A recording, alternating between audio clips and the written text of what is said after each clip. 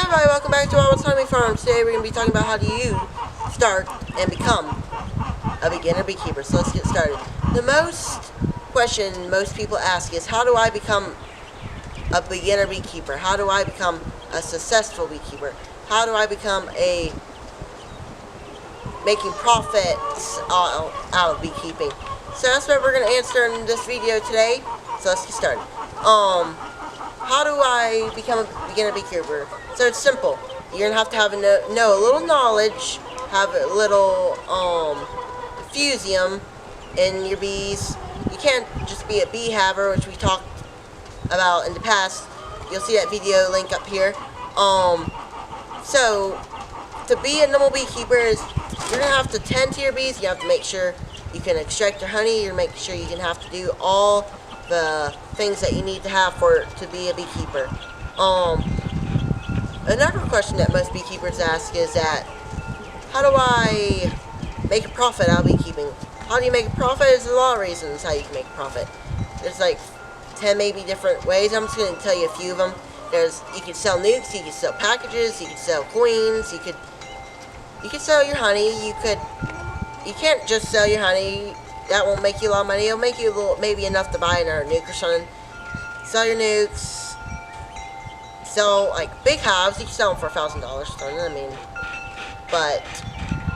and then there's three terms that we beekeepers use: hobbyist, part-time, and a full-time. Sorry to interrupt the video, but I wanted to let you know to please subscribe with the bell, and please get me to 1,000 subscribers, and that would help me really a lot. And please comment in the description below, and let's get back to the video. Hobbyist is your beekeeper who's just like me for right now. I want to try to become a part-time beekeeper, but for the time being, I'm a hobbyist because I only have 5 hives or 6 hives, I think is what it is. And hobbyists are just like, they do it for fun. They do it for how do you say it? They do it for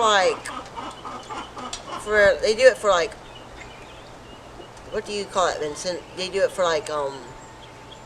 They do it for the experience. They do it for the experience, and they do it for do it for other reasons. They do it for hobbyists, like for a hobby. Hobby's like something that I know, say I like to do something. I like to do this. I like to do that. I just like to do it. I don't do it for a living. I do it for just have bees. Don't make no money out of it. That's what basically hobbyist is. Then there's a lot of other questions that beekeeper ask, but we're just gonna answer the number one most question, which is how to become a starter beekeeper. Okay, what do you need to become a starter beekeeper? You need, 7 things: bee brush, hive tool, smoker, bee suit, bee gloves, maybe a bee box, the bees, and smoker fuel pellets. You can get that off Amazon. You can get it off all the beekeeping websites, the others, like Man Lake, all those other ones. That's where you could get smoker lighter fuel. That's one thing. That's just a little extra thing. Or you could just do what we did for starter. We'll talk about this in a different video. We'll just use pine straw. We'll use pine straw, and we'll get a piece of paper and crumble it in there and light it, and then put the pine straw in it and let it burn. That's what we used to do. I'm sure that's a lot. That's free way to do it because we have a lot of pine trees, so it's easy to get pine. Second thing to become a beekeeper is to have a little knowledge. Like I just said before, have a little knowledge. What I mean by that is you have to have knowledge, know what you're doing, know the bees, know their parts, know they have antenna, abdomen, thorax. They know that they have bee baskets. You need to know the average things that most beekeepers will know. But your full-time beekeeper will know everything. Like a master beekeeper. I'm sure you've heard of master beekeeper term before. It's like a master. They have a certificate saying that they're a master beekeeper. Knowing a lot of stuff that we probably don't know as normal beekeepers. the hobbyists don't know.